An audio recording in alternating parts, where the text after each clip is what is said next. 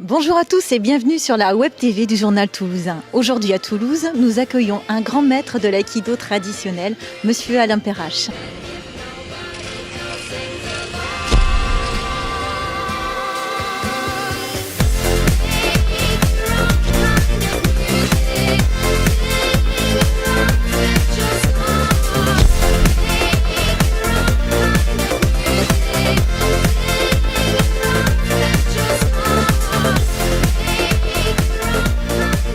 Alain Perrache, bonjour. C'est la 3e fois que vous rendez visite à la Ville Rose.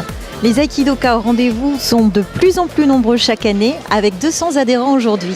D'où viennent-ils? Tout d'abord, c'est pas la 3e fois que je viens à Toulouse. Ça fait longtemps que je viens à Toulouse. Ça fait bientôt 30 ou 40 ans, bientôt, même si ça me vieillit un peu.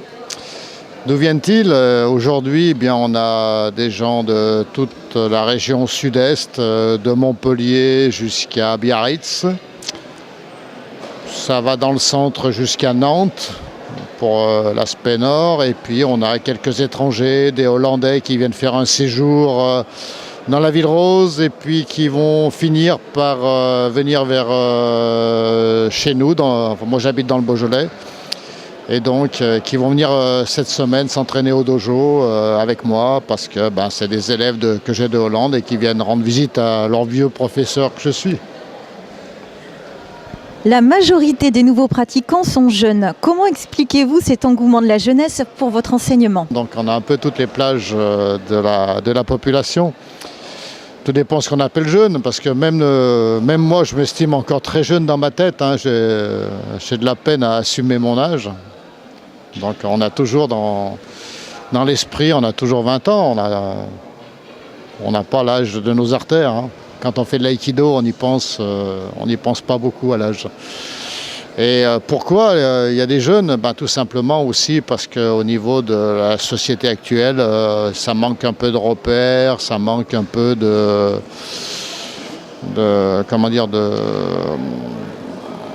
notions qu'on ne retrouve pas dans le domaine scolaire, parce qu'on demande beaucoup à l'école, mais il y a aussi la cellule familiale qui ne fait plus le travail qu'elle faisait avant, et donc les jeunes viennent chercher des fois dans l'aïkido ce qu'ils devraient trouver normalement dans leur cellule familiale.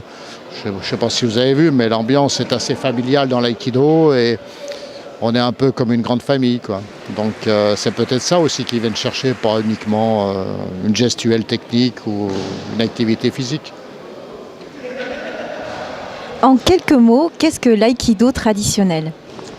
L'aïkido traditionnel, c'est très simple. Les termes sont bien définis.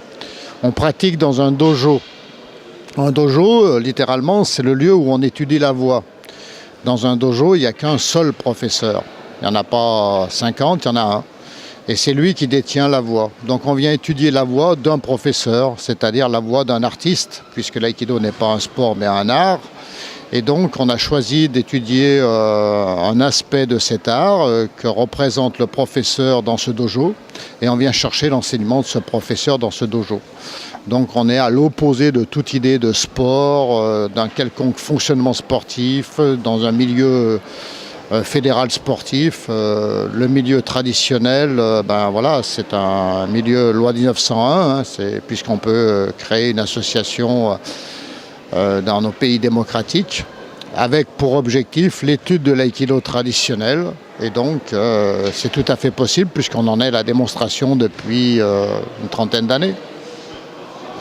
Et ça fonctionne très bien et on conserve à l'aïkido ses caractéristiques au lieu de le polluer par des notions sportives ou locales qui le dénaturent et qui en font quelque chose d'horrible et qui n'a aucun intérêt.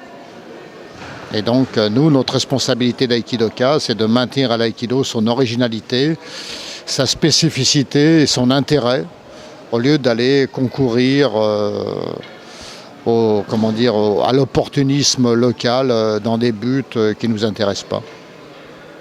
Voilà, c'est ça l'aïkido traditionnel.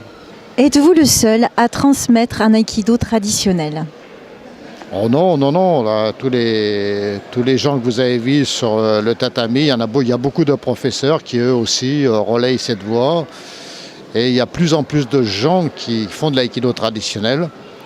Alors c'est même devenu à tel point la mode parce qu'on a voulu se différencier des gens qui faisaient de l'aïkido mais qui avaient dénaturé l'aïkido en y mettant des notions d'éducation nationale, en y mettant un contexte sportif, un fonctionnement sportif avec de la lutte antidopage et autres conneries dont on n'a rien à faire en aïkido. Et donc voilà.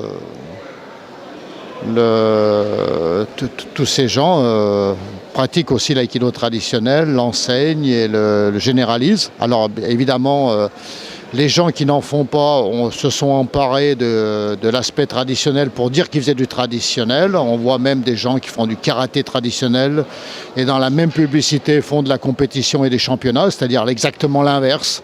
Parce que pour eux, c'est un argument de publicité pour duper les gens et pour avoir plus d'argent, avoir plus de monde. Et c'est de l'arnaque, en fait.